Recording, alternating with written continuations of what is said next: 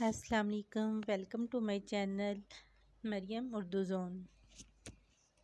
لکھنؤ بازار میں ایک غریب درزی کی دکان تھی جو ہر جنازے کے لیے دکان بند کرتے تھے۔ لوگوں نے کہا کہ اس سے آپ کا کاروبار کو نقصان ہوگا۔ کہنے لگا کہ علماء سے سنا ہے کہ جو مسلمان کسی کے جنازے پر جاتا ہے تو کل اس کے جنازے پر لوگوں کا ہجوم ہوگا۔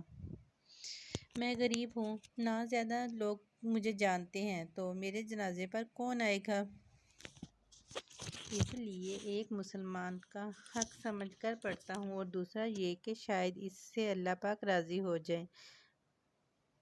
اللہ پاک کی شان دیکھیے کہ 1902 میں مولانا عبدالحی لکھنؤ کا انتقال ہوا۔ ریڈیو پر بتلایا گیا بارات میں جنازے کی خبر آ گئی۔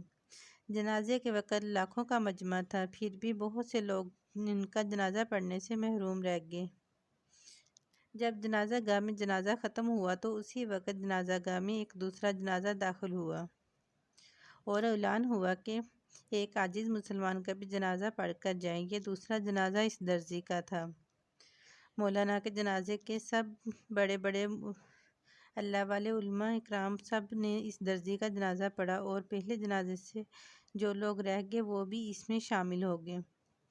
اس غریب کا جنازہ مولانا کے جنازے سے بھی بڑا نکلا۔ اللہ پاک نے درزی کی بات پوری کر کے اس کی لاج رکھی۔ سچ کہا ہے کہ اخلاص بہت بڑی نعمت ہے۔